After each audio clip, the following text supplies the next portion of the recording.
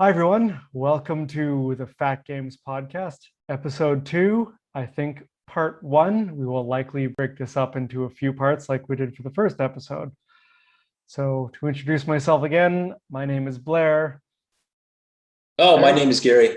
You know what? I think we really need some sort of like intro music to these podcasts. So, I play the Fat Games logo music on the intro segment. Oh, did you? Okay, I didn't notice that. In episode 1, I didn't, but in episode 2 and 3, I did. Or part Okay, yeah. 2 and 3 of episode 1, I did. All right, that works. Anyway, how you doing today, Gary? I'm doing all right. I just had a long day at work, so I'm gonna consider this kind of my wind down time, if that makes sense. And when you say wind down, do you mean wine down? Nothing that funny. I actually made myself an old fashioned, so I'm quite enjoying that right now. I am actually quite a fan of the old fashioned. Unfortunately, tonight I am drinking Chardonnay. Oh yeah, that's cool. I think I could say that this is the best one I've ever made. Well, that's impressive. You'll have to make me one day when we're actually able to reunite in the great nation of Canada or the US. Yeah. Anyway, I would very much love to come to New York. New York's an awesome city. it is, and maybe one day international travel will be easier, and this COVID stuff will go away. It would be awesome, right? Yeah, that's true. Got to walk around with the Bill Gates microchip inside me, and then I can probably pass the border. Taking some 5G, I'll connect you to I'll exactly, use a 5G hotspot. Yeah. So we can edit that comment out. I want to do as little editing as possible. So whatever happens, happens. I mean, it sounds stupid. Who cares? We're gonna be candid here, I think. Last episode I rambled a lot and I had to edit some of that out, but we'll see what happens this time. Anyway, okay, so we're gonna start this episode. So this episode, again, we might break it into 3 parts. Gary and I are gonna do our video game update, our Kids of Karendow update again, and show you some of the stuff we've been working on. And then we are going to interview each other. And that's kind of a prelude to what's coming up on the podcast, because we've actually invited some of the New York indie gaming scene to join our podcast, and we can interview them. We've got a few people lined up already, but not just New York. We've got some people actually from all over the world, but generally indie game developers of varying levels of, quite frankly, success. We are hoping to bring on the podcast and talk to and have some interesting conversations.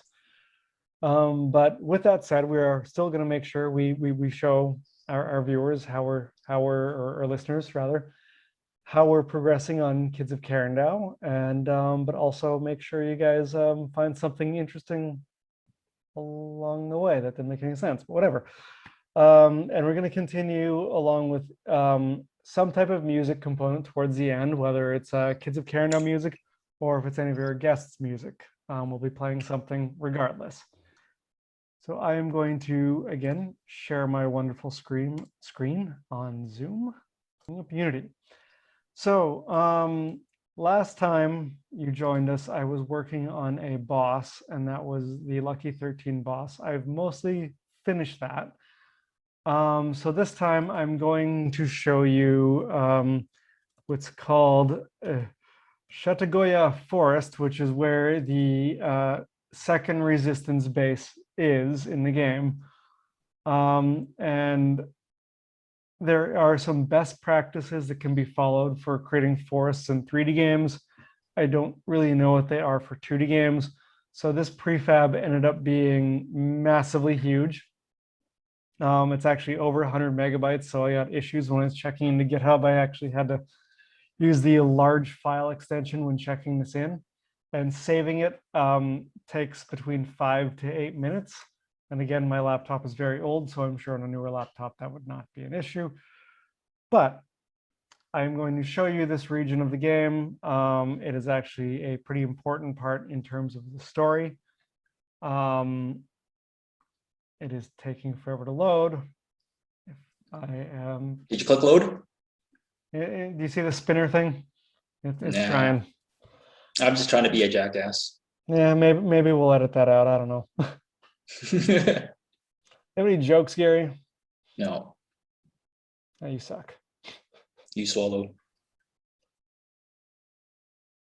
We're gonna keep that one. We're gonna keep that one. Anyway, God damn you, Gary. Gonna drink this nice wine while this thing hopefully eventually loads.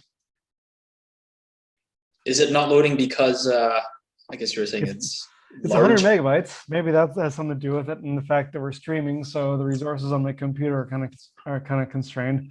So where is? I'm gonna stop sharing. Tell me where Shadagoya Forest is, because that so seems after you leave. Okay, that's weird. I can't minimize while I'm recording.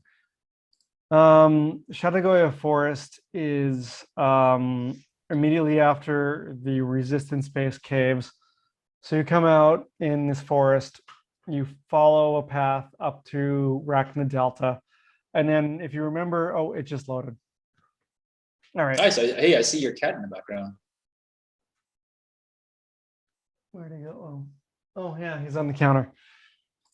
All right, I'm gonna start sharing screen again. Well,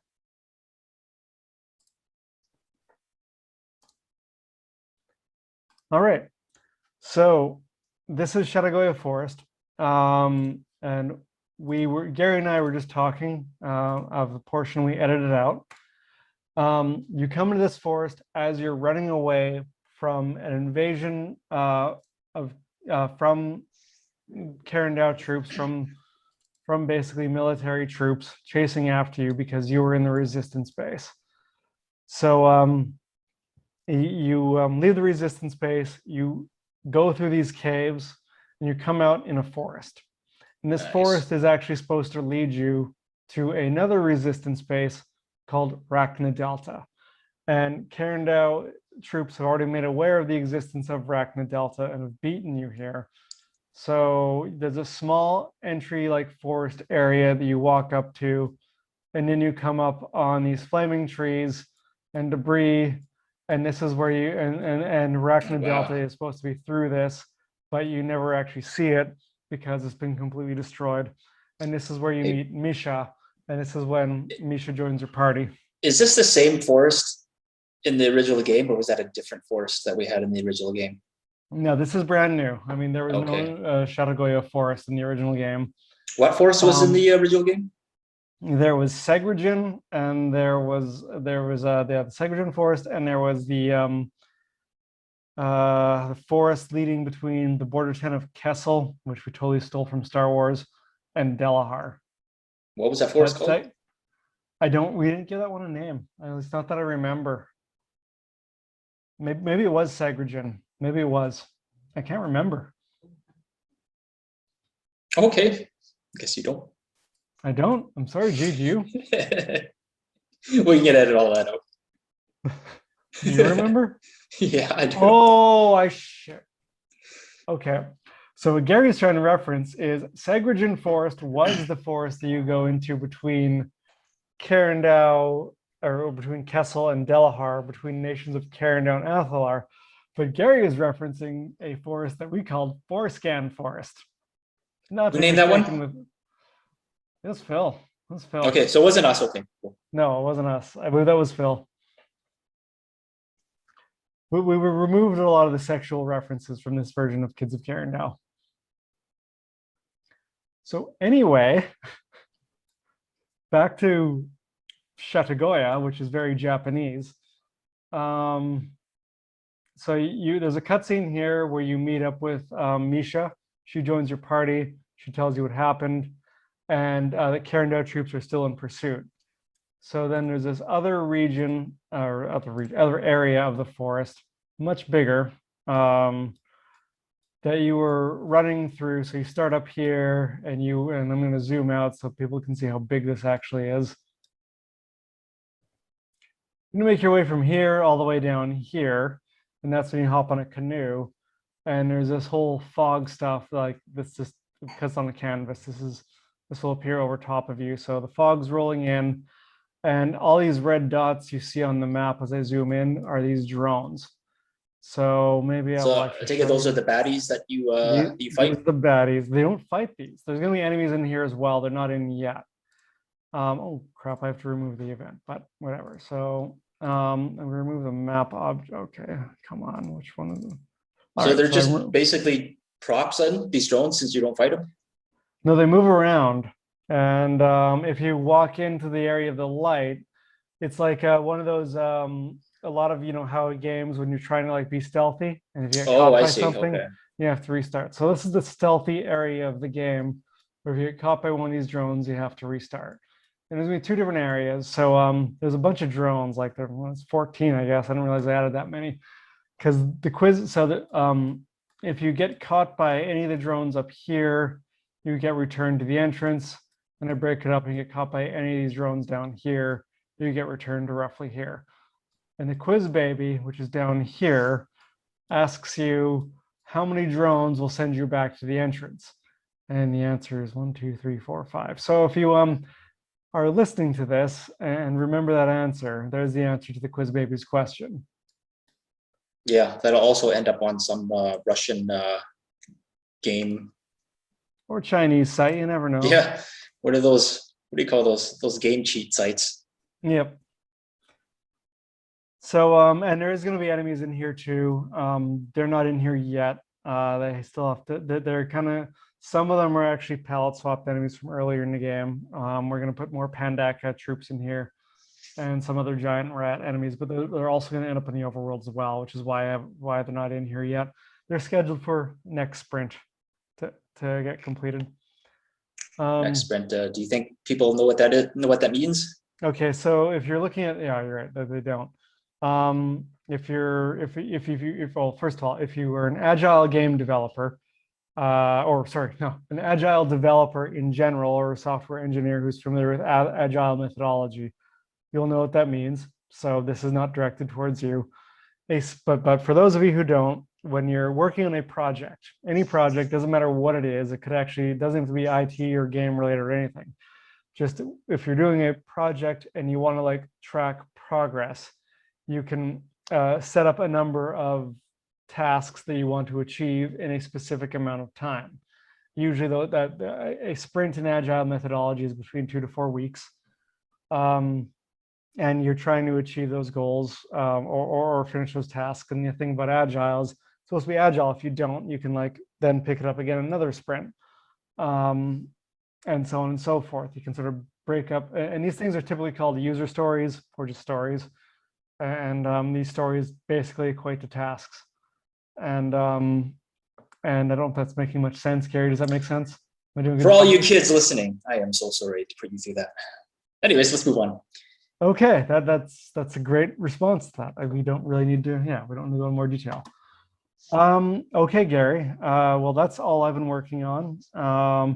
This forest area took a ridiculous amount of time because there was far too many prefabs with these trees. I had to like pare this back because I mean, it's a forest. There's like literally hundreds of trees in here, and that was a pain in the ass. So, but I'm going to turn it over to you. Actually looks pretty good. So when you're actually zoomed in the game, you actually so this is roughly what we'll see in the game. Like even zoomed out, it doesn't look too boxy, right? So I think it looks really good. Oh, it's just not boxy, yeah. Yeah, so I think that's really good. Yeah, that was the goal. Now we need to see how well this performs, which I'll be doing. I don't know, this weekend or next, but we'll figure it out. Music, Gary. You got any updates on the music front? Yeah, so I guess the last thing that I sent you is I guess where I'm at with the resistance-based music. And that was shared on our second episode of the podcast. I went. I wanted to ask you what your opinion was in terms of the length of it, because I was thinking it was going to be a little bit longer. I don't know. What are your thoughts? For the small resistance base, I think it's good. But for the larger resistance base, we're going to be spending a lot more time. I think we should have something longer. So maybe, as you were mentioning last time, we should potentially break that up into 2 different songs. Yeah, I think they're going to end up being, I guess, kind of like two different songs. Probably they'll kind of contain the same kind of themes, but I think I want to stylize the one that's actually at the smaller resistance base a little bit differently. I think I'm going to kind of go with a little bit more of a synth wave type of feel for the smaller one. I want to get your thoughts on that too. Yeah, that's think it'll great. work. Yeah, I think it will. Cool. All right, G, do you want to go into part 2 then? Sure, whatever part 2 means. Okay, so this is the part where I believe Gary is going to interview me, or am I interviewing you? I think you can interview me first. You want me to interview you first? Yeah, you go. Yeah. Okay, well, I need to pull up my questions again because I already forgot what I'm going to ask you. All right. That's okay. My answers are going to be very, very, very candid. I like candid. And probably unelegant, but we're just winging it here. That's awesome. And that's okay. That is completely okay. All right, Gary. So, first of all, for those of you who actually don't know, because we didn't actually really say this on our very first podcast, Gary and I have been friends for about 30 years at this point. We're old. Oh my God, has it been that long? It's been about that long. Jesus Christ. And Gary, I think it's safe for me to say that, Gary, you're one of my closest friends. Even though we are a nation apart, you and I have done a lot together. I very much value your friendship and your company. You're an amazing human being. I love. I never tire of hearing that. Thank you. Of course not. I'm complimenting you and making you feel good about yourself. Why would you feel bad about that? Yeah, that's what I tell myself in the mirror every morning. Don't we all? But so for those of you who are interested in knowing more about Gary and I and like how we work together and all that stuff, we decided that for this podcast we were going to kind of give ourselves interviews. So Gary's going first. So yeah, it's gonna be casual, not quite a Joe Rogan thing, but maybe kind of. I don't know. We'll figure this out. Anyway, so G, I call Gary G. How long have you been writing music, whether it's like for video games or whatever else? Okay, so I'm gonna say the year 1996 is kind of when I started making music, in terms of being able to like create like a product out of it. Okay. So I don't know if you kind of remember this, but it was around that time when I came across a tool. It was called the Screen Tracker, and basically what it was I guess nowadays they would call it something kind of very similar to a step sequencer. And what you do is like you'd have this kind of like a grid-like kind of box that you'd go in and enter notes in. You'd also be able to like kind of pick different instruments that were based off like, I don't know, like individual wave files for a particular instrument, and you would just play it back at different notes. So and all of that would be. Yeah, go ahead. Sorry, I didn't mean to interrupt. Is it kind of like sort of like sort of playing music, like instrument samples, like they would do on?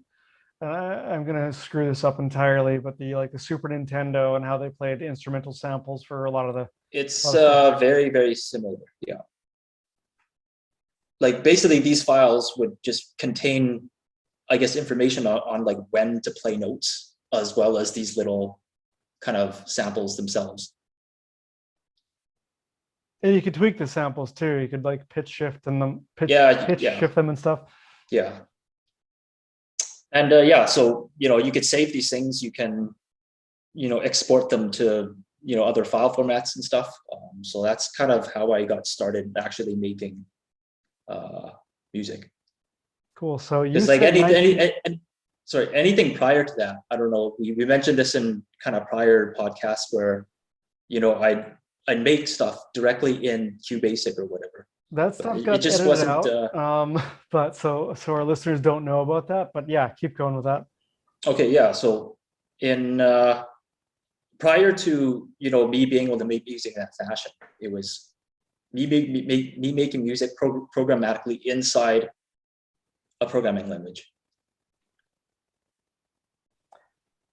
So on that point, you did a lot of music writing in both BASIC on the Commodore and also the play command that played like the PC speaker audio in QBasic. Yes.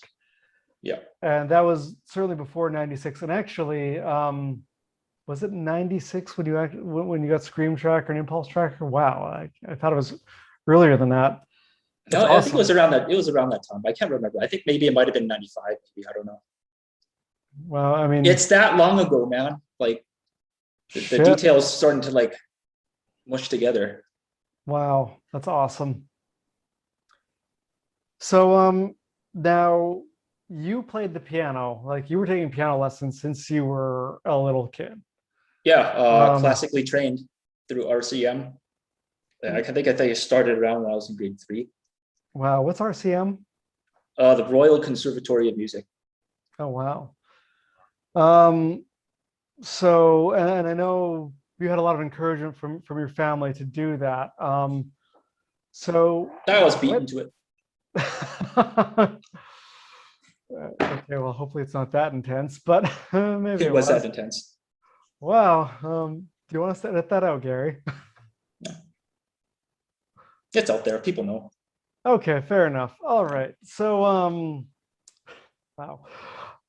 So what inspired you for video games specifically? Because I mean that's been a big part of your life for as long as I don't know if it was more inspiration, especially at the beginning. It was more like we were all making games and we wanted to fill the silence with something, and it just seems like music was, to me, a normal part of the game experience, right? So I wouldn't make a game without putting in a tune. I had somewhat of the skills around that time, so I just didn't. I really didn't know that it was gonna kind of become what it is or what it became, especially kind of post the Kids of Karendow, at least the original version of it. So arguably somewhat is modest. I mean, so for some context for our listeners, when we released Kids of Karendow, the DOS version, back in the year 2000, I mean, it was well known among the QBasic game development community. It was quite popular among that community, actually. I think it's very safe to say that. Gary's music won awards. Gary's music from the original version of Kids of Karendow has all been uploaded to YouTube and other music platforms. Was it SoundCloud that has it all? No, I don't think so. I think Bare Knuckle Roo or Coffee Potato or whatever uploaded to SoundCloud. No, they may have. I don't know. I don't remember seeing it on SoundCloud specifically. I know it's on YouTube. Yeah, it's definitely on YouTube. So we will actually post a link to his channel in the description on this video. And you can actually hear all the original Kids of Karendow music from the 2000 DOS version. And it did receive. We won the I want to say the 2001 QB Gaming Gold's, like, I'm going to screw that up, award for your music. That's okay. We can show our audience a picture of that because I still have that somewhere. Oh, you have that? Okay, I think I have a copy of that somewhere. All right, we'll post that up in the. I might even print it out and put it on my fridge at some point. Yeah, you should frame that shit, Gary. But yeah, I did all of that in Impulse Tracker. You did. Yeah. And that was fucking awesome, G. Like you did. Like, I'm still amazed at what you did to this day. And I were just kids back then. I wrote his ass like no tomorrow. Like I remember when we were coming up to the release date of what we want to do for Kids of Karendow. What I want to do, I think I could say for Kids of Karendow Chapter 1. I remember I was at a friend's place, Jim Bennett, if you remember him, and I called you from his place, asking you if you're getting the music ready in time. Were you drinking at Jim's house during that? No, I wasn't. I was in 12th grade. I didn't really drink when I was in high school. I mean, I did a little bit, but I know I was sober at that moment in time, if memory serves. Pretty sure I was. Maybe I was. I can't remember. Doesn't matter. Yeah, I certainly didn't view projects the same way I view projects now as an adult. Everything's all planned out, and you get some kind of Kanban board or whatever. All right, G. So as an adult who's no longer a kid, who has all the time in the world, because quite frankly, that we did when we were younger. How do you balance your paying day job with this passion? You know what? I'm going to give you the short answer, Blair. And the short answer is I don't. You know, if we weren't doing this interview right now, I would probably still be working because there's just that much stuff to do.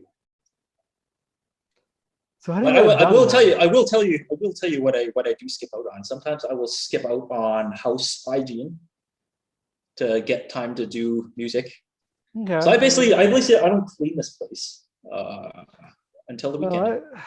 I mean that's okay. Weekend's fine. I mean, on a weekend. How much time do you really get a week then? You know, I usually put in a good session, good focus session of about like 3 or 4 hours on both Saturday and Sunday. So it's 8 hours. So Sunday is usually, it's always like I wake up and that's like got to be the first thing I do. Right. So Saturday I do more kind of errandy stuff, and then I'll kind of do that more kind of later on in the very early evening. Okay. That's usually like how my schedule lands now. That's cool. So you get like 8 hours in then like a week. Yeah. It's pretty good. Yeah, it's really good. I don't want to say that I'm sitting there like actually like recording the whole time, right? I do spend a lot of time just doodling on a piano or a guitar. Well, I think that's because I'm trying to figure out like where I want parts to go in songs too, right? Well, I mean, this actually leads into my next question. What is your workflow like? In terms of like workflow, usually, a lot of the time I will either write a song in my head, if that makes sense. A lot of the time that happens during driving, or maybe the shower, but also sometimes as I'm doodling on a piano or a guitar. That's usually most of the times where I will actually come up with something. And usually, like depending on what I do will kind of dictate what kind of comes out. So that's why I like to use multiple avenues to try to write, I guess. Okay. That make sense? Yeah, that totally makes sense. So actually on the note, we talked about your piano, your piano lessons when you were a kid. What about guitar? Did you teach yourself that, or how did you learn guitar? Mostly by teaching myself. The story around that is my mom had this like POS in the basement collecting dust, had no strings on it. She probably got it at Zeller's or Canadian Tire. So for those who are listening, Zeller's is like the equivalent to, oh shit, I don't know. Target? Yeah, Target. Yeah, let's use that example. Yeah. It's, I think that company's kind of long gone now, but yeah, essentially it's like Target in Canada's gone too. Hey. Yeah, that's a different story.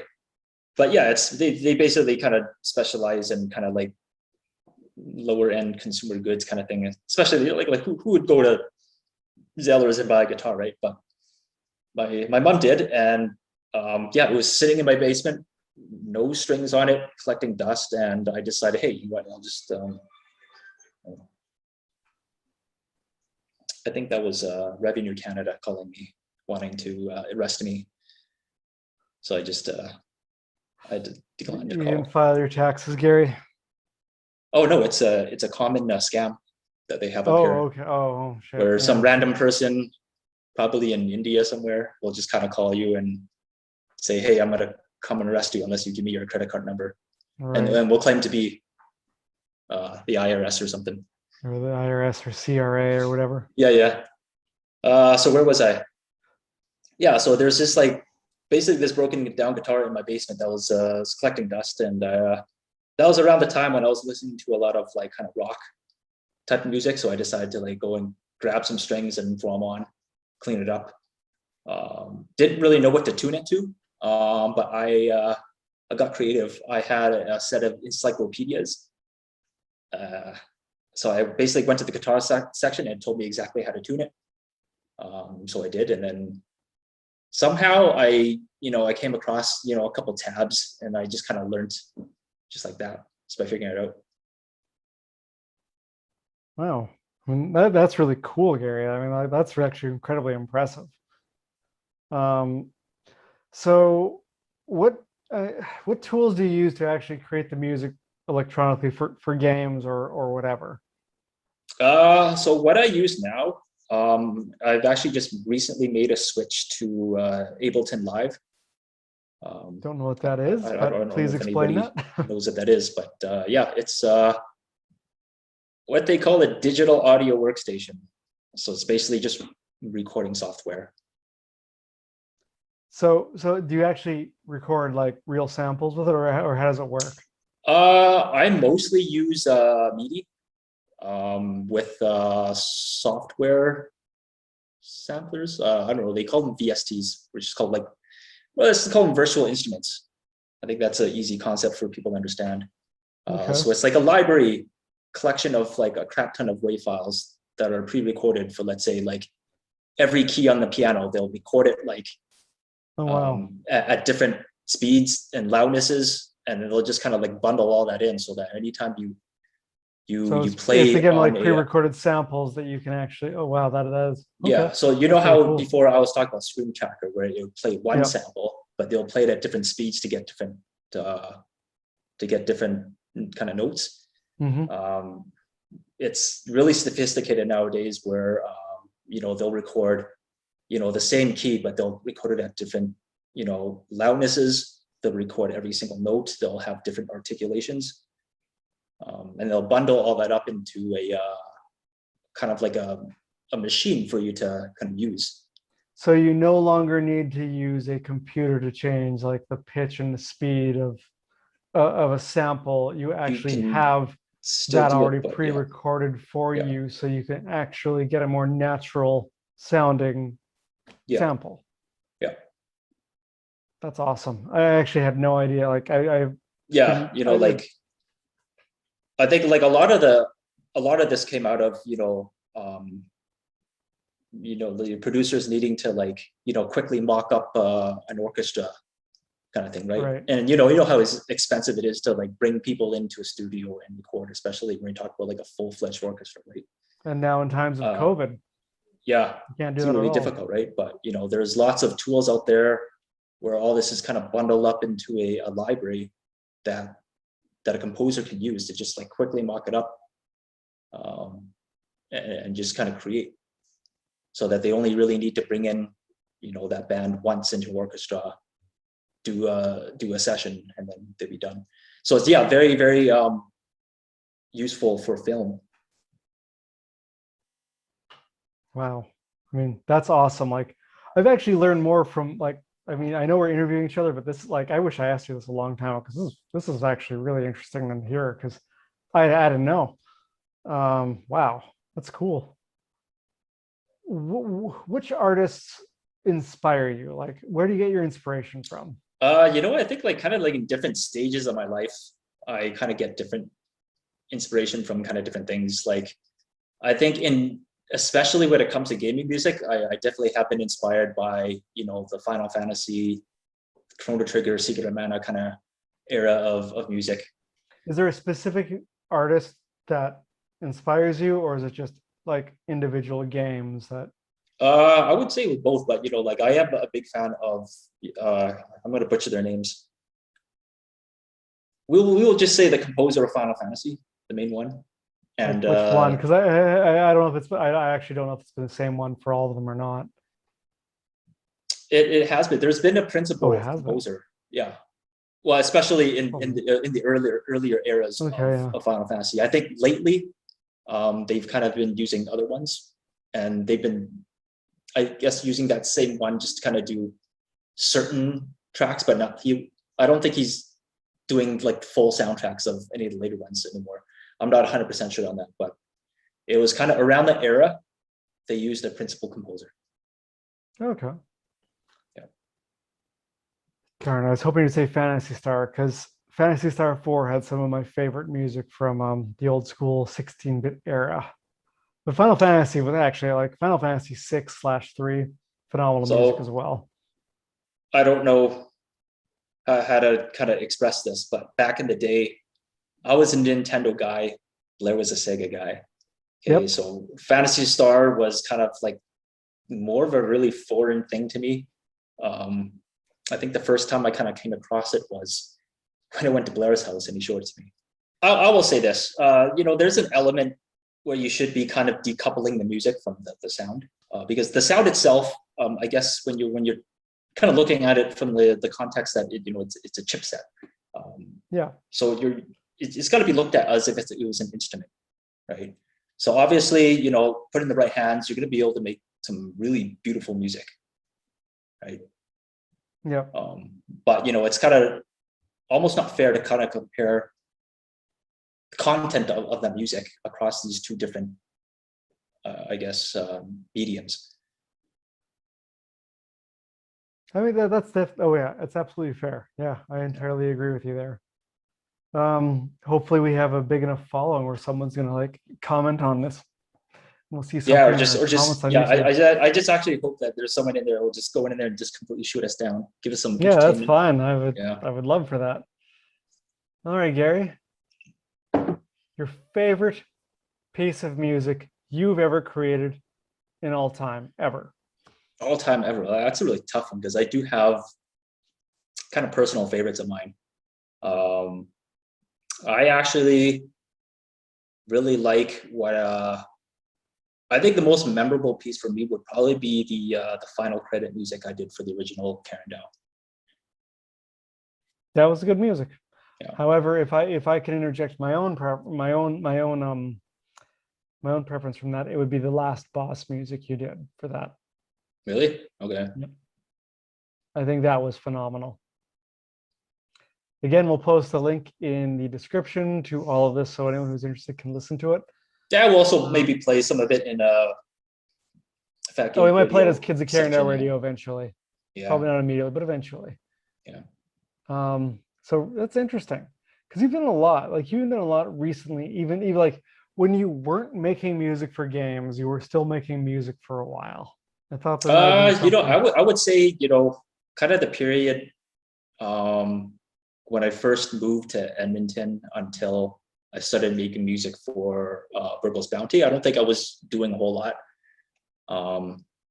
But that doesn't necessarily mean that I wasn't involved in music. I think I became a better performer of music during that time because I was playing a lot more than I did when I was kind of going through school, right? But I don't think I was writing a lot during that time. But I can say that I became a better player, even though I still don't consider myself that great of a player right here. Like, yeah, just like I would have like 6 to 8 month stints where I don't touch anything. So, and to sort of defend Gary's humility, or actually maybe go against Gary's humility here, there has been a lot of people in the New York indie gaming scene, and Gary has met a lot of them over the years that have actually found that has found his music to be phenomenal and has actually commented to his face, both in Washington, D.C. at MegFest and at Playcrafting in New York, how much they've loved his music. Do I not remember any of this? Did we have too much wine? We might have, but it happened to your face. Oh, wow. It definitely did. I am so sorry, guys. It's okay. We'll be interviewing him in like a couple of weeks anyway. So Jonah actually had a lot of positive comments about it. And I think so did Sam. Anyway, so you already kind of answered this question, but I'm going to change a little bit. Modern Kids of Karendow, what we're doing right now. Favorite piece of music you've done in the last couple of years for Kids of Karendow, the new version. For modern Karendow, definitely Overworld. That's a fucking piece of phenomenal music. I agree. I definitely But really like that one. Pandaka is really great too. Like Pandaka, I love that too. No, I like that. That's another kind of personal favorite of mine too. There's a lot of stuff you've done. I put in the most work, time, and energy into the Overworld music. It's a good music to you'll listen to. I definitely for that one I wanted to make sure there was enough parts because that I think that was the one where I really wanted to focus on the storytelling kind of aspect of the music. So you'll notice in that one there's multiple kind of parts. All those parts represent a different kind of portion of a journey of Elmo's party. So for those of you who are listening, that was actually the music we've played in episode 1, part 3. So go listen to it. And Gary's right. It is a phenomenal piece of music. He did just a great job on it. I want to talk about the battle music a little bit because that is something that I actually, go ahead. Okay, no, go. Let's talk about the battle music. Go for it. What do you want to say? The battle music was actually something that I came up with mostly. It mostly existed in my head actually since our attempt to do Kids of Karendow Chapter 2 back in the year 2002. 2001. Was it 2001? Okay. It was 2001, yeah. Yeah. And I remember I had a very early recorded version of that probably got lost. I never heard it. Well, I know because it got lost in a series of hard drive crashes that have been happening to me for most of my life. All right. So Gary has this weird electromagnetic field around his body that causes hardware to fail. That's why. No, Gary's more specifically hard drives. The cloud. Yeah. Hard drives. Yeah. Remember your old school ancient zip drive? I don't know. Oh my God, let's not talk about that. Okay, fine. Oh my God, like you're just gonna trigger me. I'm actually getting angry just thinking about it right now. Like the zip drive was kind of like these discs that would hold a lot of stuff. So it actually sounds really bad right now because back in the day, 200 megs on a drive was a lot, right? Especially when you look at the floppies, they can only hold like less than 2 megs. Okay, like yeah. So I don't think anyone listening to us actually was alive when that technology was around. Yeah. Anyways, let's make a long story short here.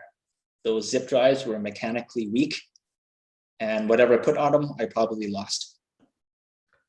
I have memories of your zip drive. Yes. And then I would say every 2 or 3 years after that, whatever hard drive I bought would eventually die. And I would again lose stuff. It was a very common occurrence for you. Yeah. All right, G, last question, dude. What advice would you give to an inspiring musician, whether it be games or otherwise? My advice is, I don't know, use what you got. I mean, like I remember kind of like when I was young, I had no money. In my mind, I always wanted like more stuff to go buy, right? I wanted to get a new guitar, I wanted to get a new sound card. Yeah, just scrounge up whatever you can that's in your house and just do whatever you can, make music. Especially, if you don't have money, because if you're always going to be kind of like waiting around to have the best stuff, then that's exactly what you'll just do. You'll just end up waiting around. Okay, so if they don't have money, how much open source stuff out there is available? Free stuff. You know what? Cakewalk was something that I was using right before Ableton Live, and that is actually free now. You can just go on the internet, make an account, and then just get it. You can just download it. It's free. And I think it comes with enough stuff to just kind of get you started. They actually have free versions of Ableton Live as well that you can use. There's enough free stuff to get you started. So, if you're poor and you can't afford anything, like I don't really think you need that much hardware, if any.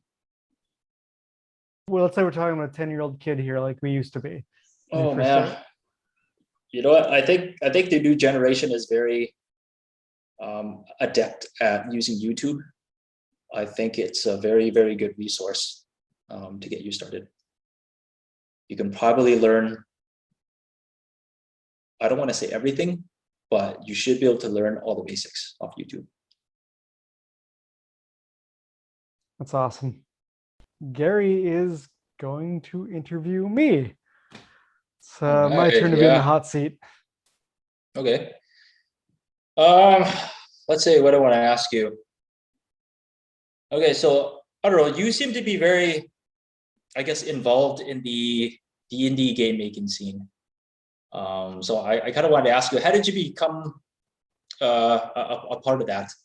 I mean, like for me, traditionally, I don't think I was involved in it as much as you were, even back then, and especially now. Right. So let's start with back then. So when Gary and I were making games when we were a lot younger, when we were basically kids, there was a QBasic game development scene.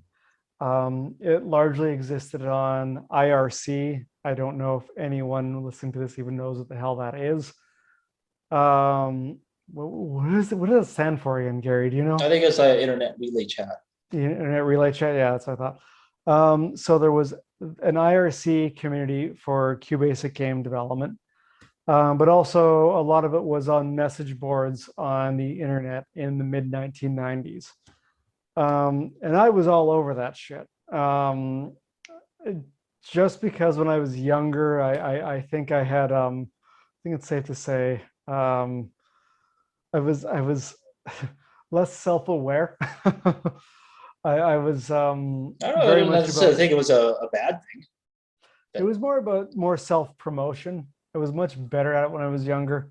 I wanted to actually talk about the stuff that we were working on in the QBasic community. There was Holy Conquest, there was Snuff, and then eventually there was Kids of Karendow, the DOS version. And I really enjoyed doing that. Now, arguably, when I moved to the US and you know, adult life sort of took hold and everything changed, and when eventually we got back into this, honestly, I went seeking that out again. I went seeking those forums out again, and it was quite a bit harder to find, but I did find it. So initially it was I was dating someone at the time who knew someone who was making indie games, and they referenced me in New York to this community known as Playcrafting.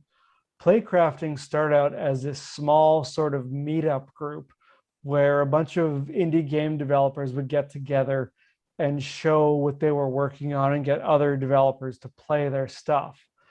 That organization evolved over time under sort of the leadership of Dan Buchko into a full nonprofit organization that holds expos now. COVID has kind of restricted it, obviously, but they used to do quarterly expos partnered with Microsoft, and also they do their annual sort of big expo that's open to the broader community in a larger meetup space.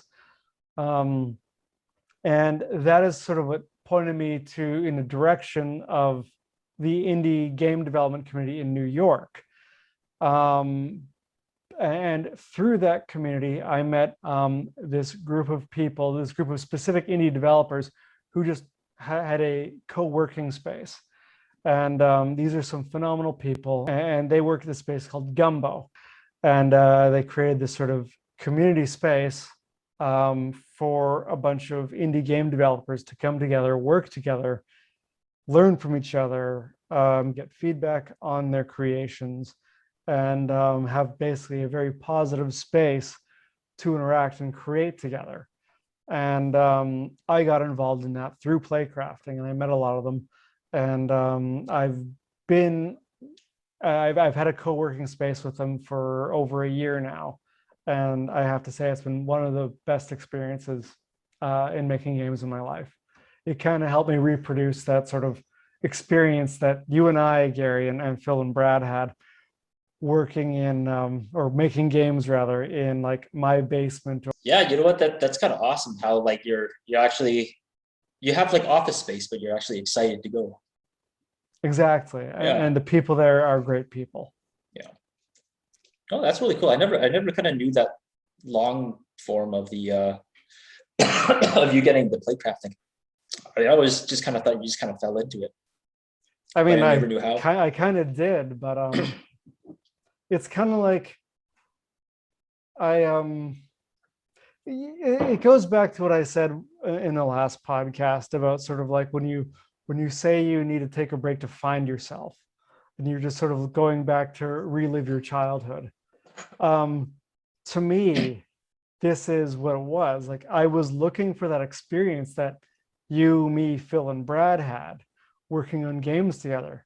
Like that means so much to me. Like I get a lot of meaning and a lot of like that makes me happy in like in an incredible way that I think that probably a lot of indie game devs do, and I hope that you do, creating music. I know it's you know like there's a sense where I feel like we kind of missed out on the opportunities to kind of have that when we were younger. I'm not sure we Although had although the I like opportunities. no we didn't, right. But it would have been nice to. But you Oh know, yeah. yeah, like well, as you said before, I am still kind of grateful for what we did have. But it was too bad we couldn't share it with like you know other groups at the time, I mean, especially in the same capacity that you are right now. yeah. I mean, we were in Regina, much smaller community. Um, well, game development has become way bigger now than it ever did when we were younger, and I think a lot of people that we approached when we were younger, certainly when I approached, didn't take it seriously. Like you go to computer science, like at least in my experience, when I there was some industry professionals that came and visited like my class in high school, and they were IT professionals, and I asked them, well, what advice would you give for people who want to do game development? And they were like, I don't know. I think there's some random school out in Vancouver, and in the 90s there was. I don't know if that Yeah. school still. I'm sure it does, but I don't know the name of it. But it actually taught people how to do this, and there wasn't a lot, especially in Canada. I'm hoping it was better in the US. I assume it was because the US, quite frankly, seems to do a lot of that stuff a lot better. Um, Yeah, I think maybe for us, there wasn't. around that point, I don't think kind of game development was really that big or that popular. Or mainstream, yeah. Yeah. Like, yeah, sure, there's kids playing Nintendo, Sega and stuff, but I don't know if they were necessarily aspiring to be game developers or necessarily knew what was involved in even being one. There's a lot of people who just sort of like were doing things out of hobby, just kind of did it for fun, weren't really serious about it, just wanted to learn something. I mean, quite frankly, that was Phil. Phil did a lot of that. Phil made games to learn things, to challenge himself, but once he figured it out, he was good. And I think Phil would admit to that. I don't think I'm doing him any disservice by saying that. Oh, okay, but yeah, I guess that's the portion of it that he liked. He liked the challenge of trying to figure out, okay, how would you actually implement this kind of thing, right? Yeah. The challenge is removed with a lot of modern game engines because they did Yeah. a lot of the hard. The shaders, building your own shaders and your own special graphical effects is probably mathematically the most challenging thing that exists in game development today. Everything else has basically been done for you. Yeah, I guess you know, with the existence of you know how powerful the game engines are these days and how easily accessible they are, it removes a lot of How the powerful computers are. It removes like trying to be efficient when in the code you write. You don't have to worry about that stuff anymore. Yeah. But even with all that stuff removed, you still have really long development times, which goes to show you know how difficult it is to actually make a game. Oh, absolutely. Yeah. Making games is extraordinarily difficult. That kind of leads me to like, I guess a question that I wanted to ask you was, you know, what are the kind of struggles that you face in game production, and you know, what kind of things do you do to kind of overcome these struggles, whether it not be just general game development, or maybe something specific in the indie space? Let's go back to 2015. Are you gonna segue into talking about Virgo's Bounty? Yeah, we're going to go back in time a little bit, talk about the other game we published called Virgo's Bounty. I think finding reliable help when you don't have a lot of money is very difficult. Gary and I worked with an artist on Virgo's Bounty, which was the first game we finally published commercially. And the artwork produced for that game ended up being unoriginal and most of it unlicensable for a reasonable fee. So we ended up having to pull the original release of Virgo's Bounty in the summer of 2015, and we reworked the entire thing to release it early in 2018. It became a much interesting and much better game as a result of it. But finding people who are without, like, as an indie, you don't have a lot of money. You also, I would say you also don't have, just resources in general. Like, imagine trying to do the whole thing by yourself. And that's essentially what we did for that last iteration of Virgo's Bounty. But because we had to do it all ourselves, you had to do the art yourself. You did the sound yourself. You did the imagine if I wasn't in the picture, you'd probably try to find somebody to the music, or you'd attempt to do it yourself. I would have pushed myself to learn. It would have not been nearly as good. I might have bought something from a stock website. But finding people to work with like, lack of resources. Resourcing is a very difficult part when it comes to making indie games. Like, we didn't end up publishing this, but in our first podcast, we talked about a game called Arafel. Arafel had a lot of stock art in it, and I think some of the music was stock, but I feel bad for criticizing that game because it hit the same walls we hit. It takes a lot of resources to make a great game. And if you are trying to convince someone else to work for you for free because you don't have the resources to pay them and gives them sort of profit sharing, you don't know how that's going to go. It could go really well, you get lucky, but it could go horribly, and it could really damage your ability to get the game done in a reasonable time frame. So with Virgo's Bounty, when Gary and I sort of hit that wall where our artist gave us work that wasn't original, and we were led to believe that it was, we had to kind of pivot and just make a decision based off that. And we actually became more creative as a result of it. But we worked on the game for another 2.5 years. And that. Yeah, there was a sense that we almost kind of had to start over.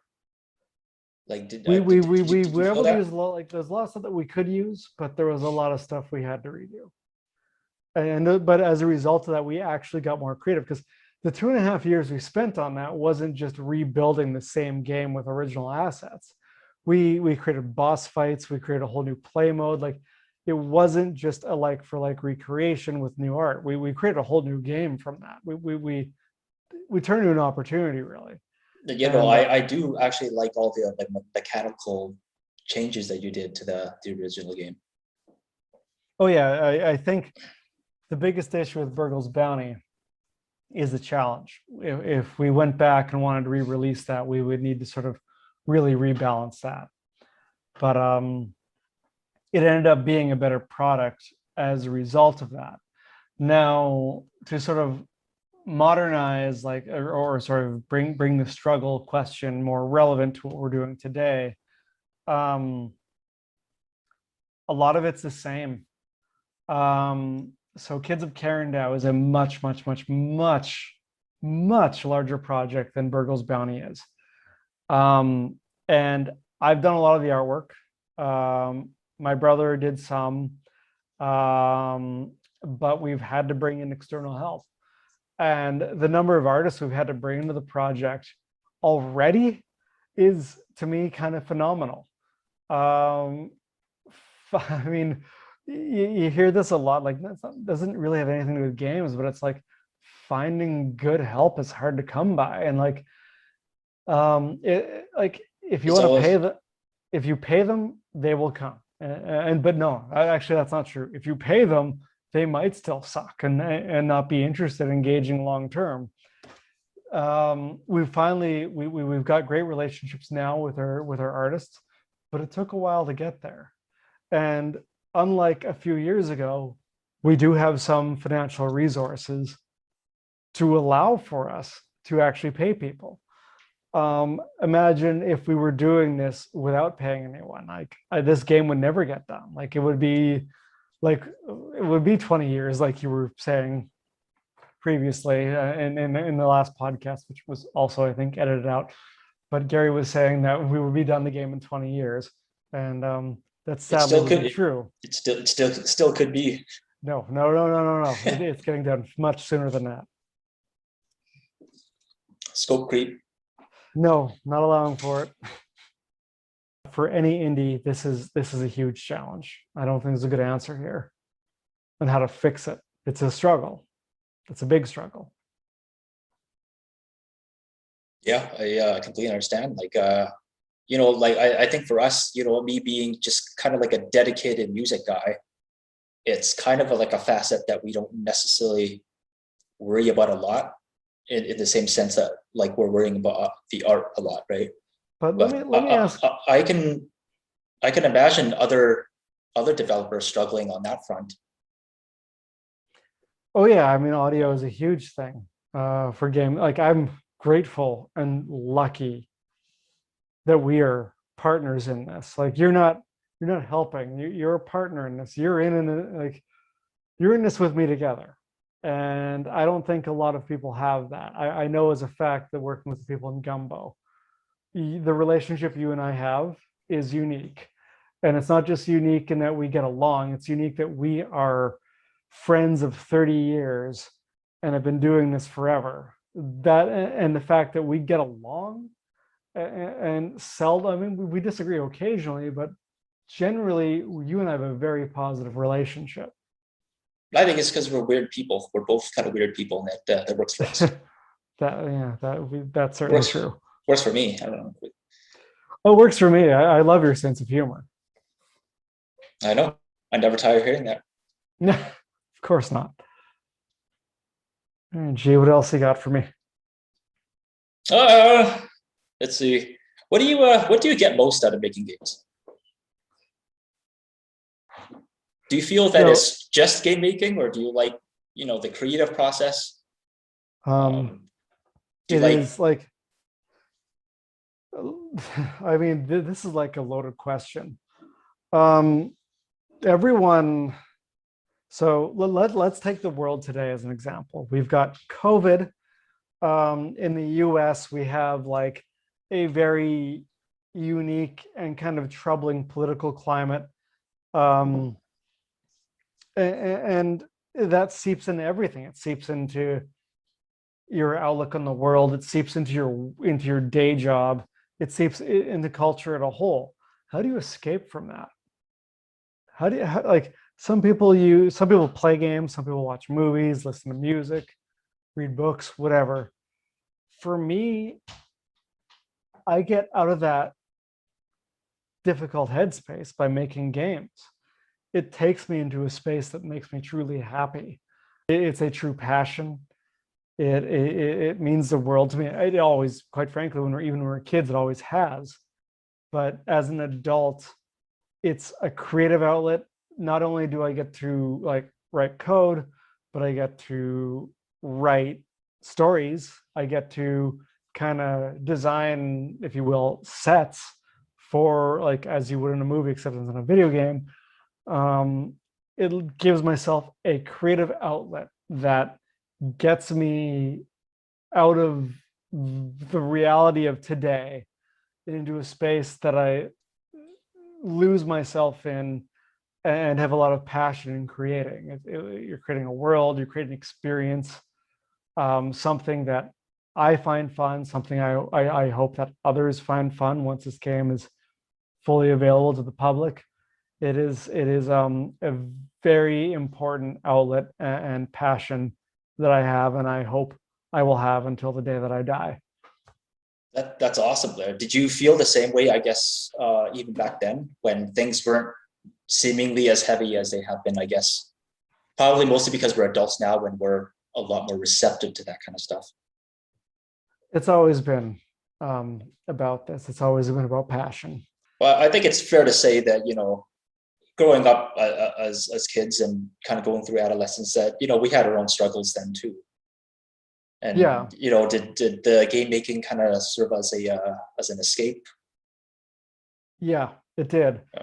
So let's talk about this. So as you know, Gary, like and like I think this is probably an important thing for anyone listening to this podcast, especially if they're younger. Bullying when you're in school, like whether it be elementary or high school or whatever country you're living in, would call middle school, whatever it is a very kind of real thing. And as we as society have gotten better at sort of recognizing the negative aspects of it, it was sort of very real for me when we were growing up. And for me, like working with you and Phil and Brad on this stuff and getting away from the negative aspects of life as a result of sort of being bullied in school was an escape for me. And it was a very positive escape for me. I mean,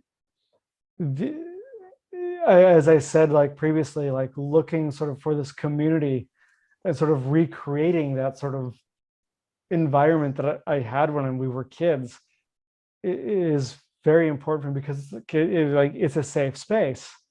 It was a fulfilling space. I love doing it and I love doing it now.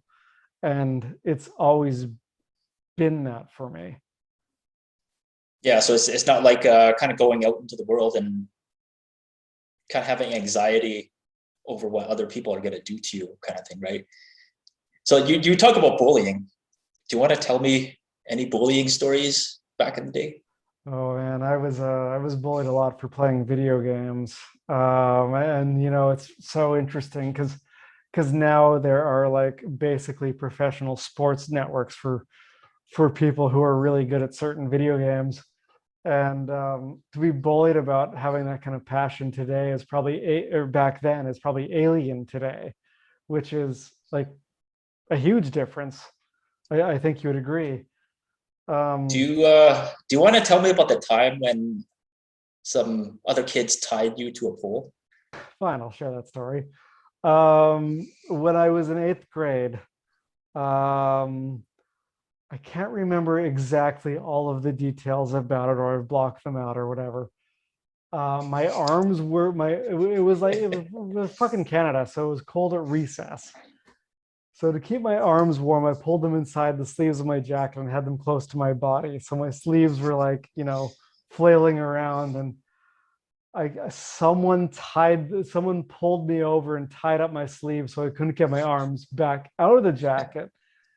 And then someone, hopefully it wasn't you, Gary. I think I was one of the kids. Yeah. You may have been one of the bullies, yeah. And so on our playground, there were these old tetherball poles, except the tether balls had long been since removed. So there was just these random poles on the playground, just there. And so someone said we should tie him up to the pole. So I was pushed against this pole, and they untied the sleeves of my jacket and retied them up to the back of this pole. And then on top of that, as I struggled, they tied my shoelaces together. And I was did they? Holy yeah, cow. they did. I was kicking against that, but they actually managed, because I had my poles tied, my arms tied against the pole or whatever, my sleeves. They picked up my legs and were able to hold me together long enough to tie my shoelaces together. Those are some mean kids. Yeah, Gary. Yeah. And why don't you tell me what happened when everyone went back in? And so everyone like went back into the class, and then we were just kind of like sitting around. Class got started. Teacher goes, "Oh, where's Blair?" And then I like I'm like looking out, okay, I guess Blair didn't make it in. Where is he? Then all the kids look outside the window. You're still tied to that pole, struggling to get out. We were Yeah, they horribly mean sent, I kids. believe, Chris Lugood came back out, and I think maybe Jim Bennett or someone. They untied my arms. Probably because they felt the most guilty. Probably that's why they came to help you. The knots on my shoelaces were so tight they couldn't get them untied. I had to take my shoes off. These were like so-called friends too. Oh, fucking Chris Lugan was not a friend. I'm pretty sure my mother called the school about that, and yeah, she was not happy, and I don't blame her for that. No, that was definitely the right call. So there's remember that time when I stole your boot? Well, you did that by accident. I did it by that accident. was accident. We didn't even know each other back then. Yeah, that was funny. Gary and I were in the same school in kindergarten, and Gary went home with my boot, and I went home with his as a result. And then my mother went over to his place to get my boot back. And I don't believe at your time, your mother spoke very much English. So my mom had to wait around for your dad to get home to sort of communicate what was going on. Yeah, I think I got it though. I got it when I got home and realized that one boot I had two lefts. Well, one of the lefts was bigger. Yeah, I think what it did was your feet are tiny, Gary. No offense, but so I think what happened was we put our boots kind of like close together or whatever, and I went in and I took my right and your left wrist leg. I don't know. Something happened. I took, because we had the same kind of boot. Yours was just bigger. I just took them both. I put them on. I went home, and I'm like, man, I took the wrong boot. I don't know where this other dude lives. You did. You took the wrong boot, and fortunately, our parents got it straightened out. Yeah, that was funny. We didn't even become friends at that point either. It was years. It was like 5 years after that where we became friends. That was hilarious. All right, so I shared some bullying stories. I hope that helps someone who might be watching this. Yeah, I mean, like I tell the story now. It was kind of like a very amusing memory, but it was probably not so much on your end. I mean, I guess the question is, how does anyone feel about being bullied later in life? Like bullying is it isn't like just being like bullied on the playground. Bullying is, and I'm going to sound kind of like relevant, maybe social justice-y. Like when you talk about racism, that's a form of bullying. When you talk about like office relationships with someone who's pushing you around, it's a form of bullying. Like anyone asserting power over you when you can't fight back is a form of bullying. And it doesn't feel good. Doesn't matter what age you are or why it's happening. It's not fair. It's not pleasant, and it's not acceptable. Now, with that said, I'm going to sort of go back and have a conflicting response to it.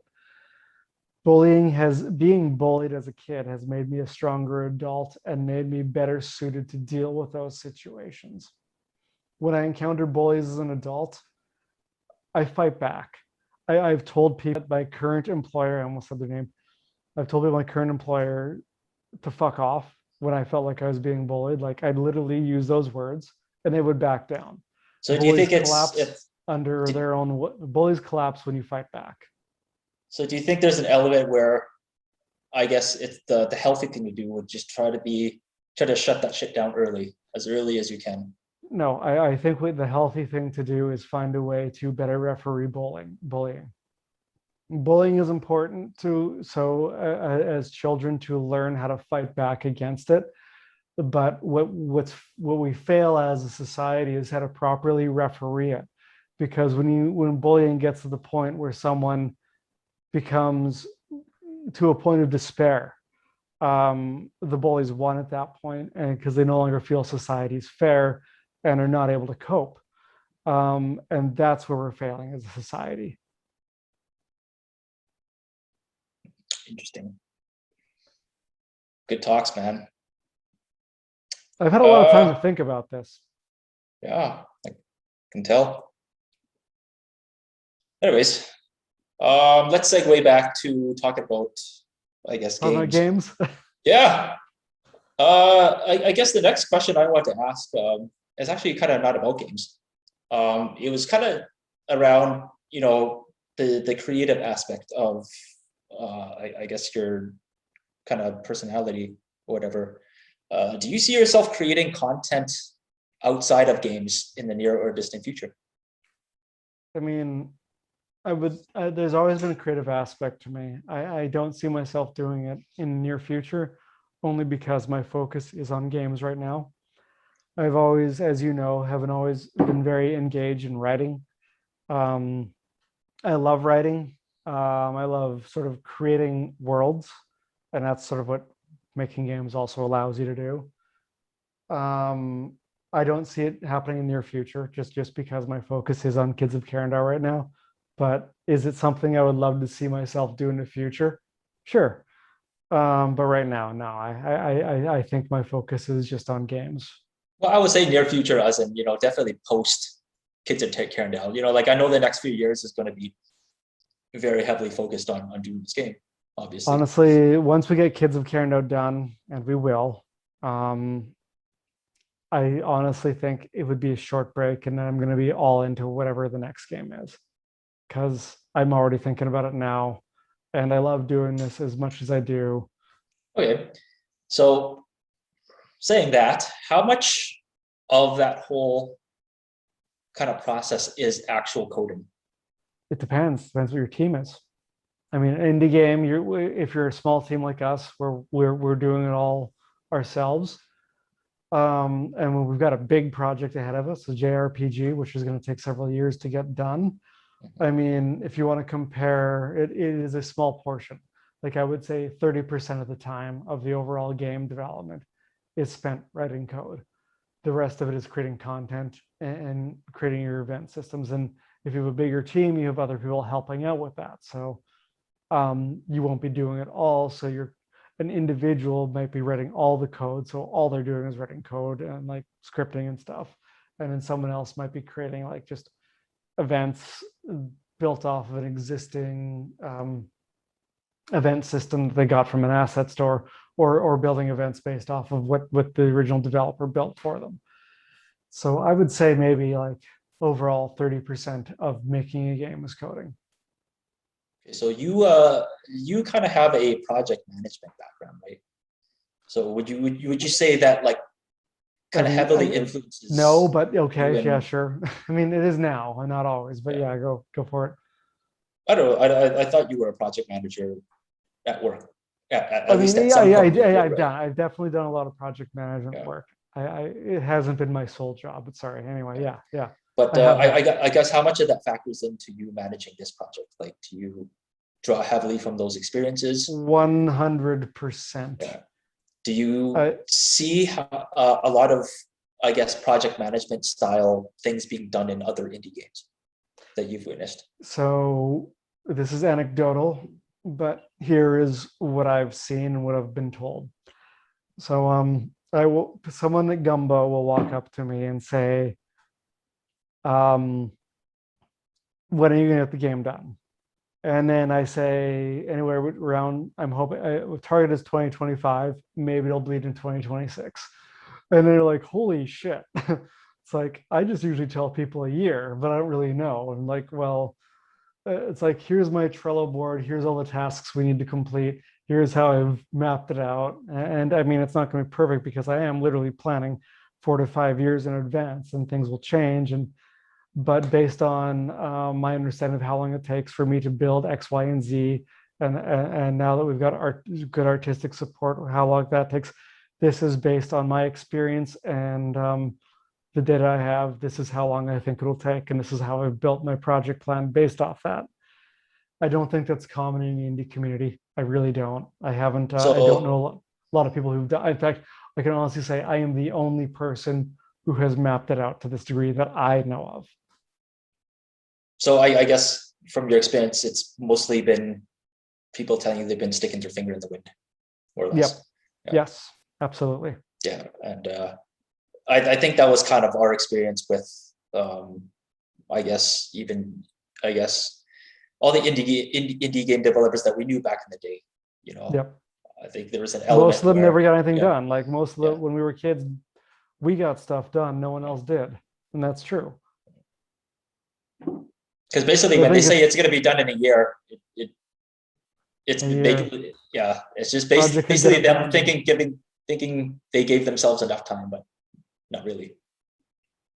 It's about motivation. It's about discipline. There's a lot of things that go into creating any sort of product. Doesn't matter about if it's a game or otherwise, but you need discipline, you need motivation. You need to be able to pivot to I create would something. say, sorry to interrupt, but I would say that you were very good at that, in a sense that, like, the output I see from you is very, very steady, right? So I want to ask you, like, how do you stay so productive given all these other facets of life?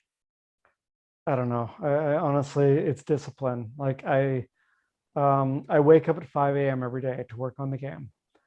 I have, as you know, and as I think our listeners know, I have a day job. I work full time for a software company. And that software company can be kind of demanding with respect to hours, but I always give myself 5 a.m. to at least close to 8 a.m. I mean, it varies. Lately, I am doing 7 days a week on the game. Few hours doesn't 7 days doesn't mean like 8 hours every day. It certainly does not mean that, but a few hours every day of the week. And I think it takes discipline, it takes focus, it really just takes sort of setting up a routine. And I've integrated in my sort of like daily life routine to do this. And I think even if I'm not like I'm not equally productive every day, but the important thing is I'm making progress every day. Yeah, so waking up at 5 in the morning, that's a really awesome feat, because I feel that you probably get all that time to yourself, right? Mostly, not always, but mostly. Yeah, like that's something that I wish I could do, but like sometimes I don't even fall asleep until like past 5 a.m. sometimes. Sometimes like is sleep a sacrifice for me? It has been. Like I don't always sleep very well. My brain is really hard for my brain to shut off, whether it's the game stuff I think about or my day job or like my job. All that stuff like weighs on my mind, and I tend to catch up on sleep on the weekend. Um, but yeah, my sleep schedule's fucked up, to be quite frank. Yeah, I think mine is too, and it's always been, like I said, like for me, like even on a weekday, sometimes I won't fall asleep until like 6 a.m. So I'll only get maybe like a couple hours. That's rough. Yeah, and I catch up on weekends. So like my weekends are sometimes almost like non-existent. Like if you were to ask me uh like on Saturday, what I do on Saturday, sometimes I won't even wake up until like very late in the afternoon. And I'll get up and kind of maybe like clean up or do some sort of errand, and then I'll have to like nap again until like 7 or 8. So like the day's like almost gone already, right? That's tough. So is it you just have a hard time falling asleep, or is it Oh just yeah, that it's a hard time falling asleep. would Overactive like mind, I guess. I'm the same way. Like my brain does not shut off very easily at all. I'm gonna say this, but there's a little while last summer I was using edibles to fall asleep. Gummy bears with nothing Yeah, else in it. oh, Yeah. they're gummies. Yeah, Yeah. it's Does it legal in New help? York State now. So Does it help? it did. I got a little concerned because my body got used to it, and I didn't want to get addicted. So I toned it down a little bit, and Oh, I haven't used it in a long time. But it was very helpful. It worked.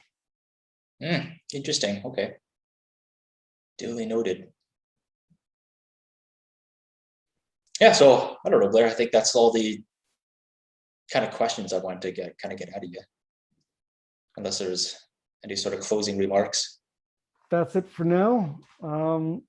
And we'll call it it. So thanks everyone. We'll talk to you later. Ciao, everybody.